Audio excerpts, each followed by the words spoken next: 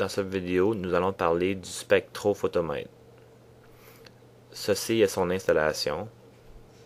Nous avons notre cuvette où nous déposons notre échantillon et nous avons notre solution de bleu brillant qui est un colorant bleu qui absorbe des longueurs d'onde à 559 nanomètres. Et finalement, notre spectrophotomètre qui est utilisé pour lire l'absorbance. Ici est le porte-échantillon où nous déposons notre cuvette ou notre tube. Et en dedans, nous avons une fenêtre où la lumière passe à travers. Dans le spectrophotomètre, nous avons une source de lumière qui éclaire la lumière à travers la fenêtre et notre échantillon. Et de l'autre côté, il y a un détecteur qui lit le montant de lumière qui a passé à travers notre échantillon. Ceci est transformé en une lecture d'absorbance. Ici, nous vous montrons deux cuvettes. Pour chaque cuvette que nous utilisons, il y a deux orientations que nous pouvons le mettre dans le spectrophotomètre.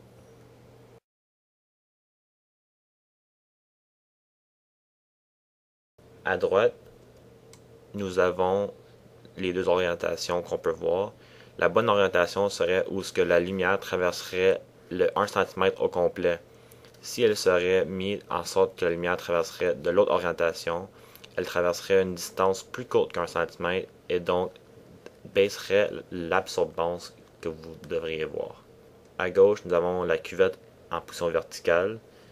Et quand elle est dans la bonne orientation avec le spectrophotomètre, la flèche va être alignée avec celle qui est dans le porte-échantillon du spectrophotomètre.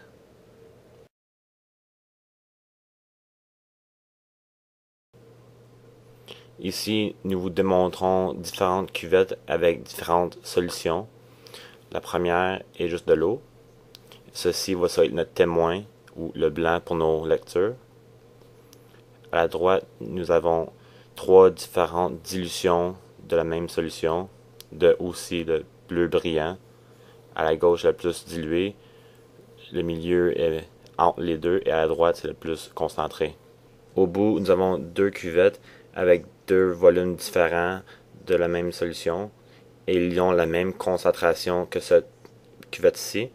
Ceci est pour démontrer comment les différents volumes, les niveaux du volume, doivent être assez haut pour couvrir la fenêtre du spectrophotomètre où la lumière traverse. On va maintenant vous montrer comment lire l'absorbance des échantillons.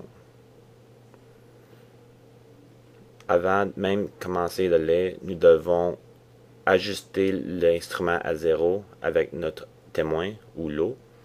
Avant de mettre l'échantillon dans le porte-échantillon, on doit nettoyer l'extérieur de la cuvette car il peut enlever n'importe quel débris dessus ou même des empreintes de doigts qui pourraient bloquer l'absorbance de la lumière du spectrophotomètre et donc l'absorbance ne va pas être correcte. Pour ajuster le spectrophotomètre à 0, on pèse le bouton gris qui dit 100% transmittance et 0 absorbance. Qu'est-ce que ça fait? C'est que ça va mettre la machine à 0 pour l'absorbance et tout par après qui va se mesurer va être une référence de cette absorbance. Prochainement, on va mesurer la solution la plus diluée de bleu brillant. On veut nettoyer l'extérieur aussi et le déposer dans le spectrophotomètre et l'aligner avec les flèches qu'on vous a montrées dans les vidéos précédentes. Pour l'absorbance, on va peser le bouton vert qui démontre la lumière traversée à travers la cuvette. Maintenant, ça va vous donner une lecture de l'absorbance de la solution.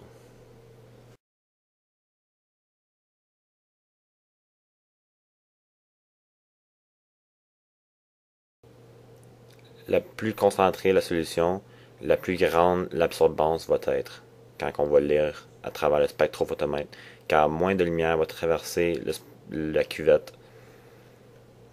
Donc on va lire la lecture de cette solution, et ceci, on peut voir qu'elle nous donne 10 fois plus que la solution que nous avons lue dans la vidéo précédente. Si la solution est trop concentrée, nous allons bloquer toute la lumière qui va traverser à travers la cuvette.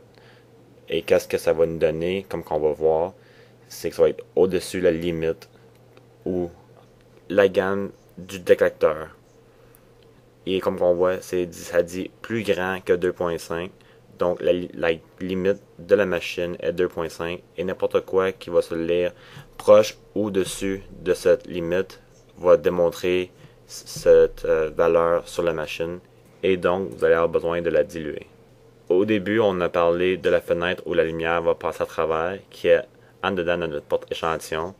Si notre solution est au-dessous de cette fenêtre, nous allons lire une mauvaise absorbance.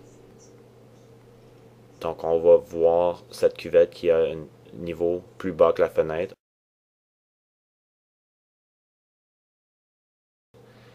Et comme on peut voir, elle nous donne une valeur négative qui veut dire que l'absorbance est plus basse que notre témoin, qui est l'eau, qu'on a fait précédemment.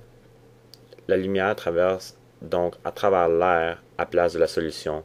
Et effectivement, de la lumière qui traverse à travers l'air va avoir une plus haute détection que si la lumière aurait traversé à travers l'eau. La prochaine cuvette qu'on va voir est quand la solution est directement au même niveau que la fenêtre de la lumière.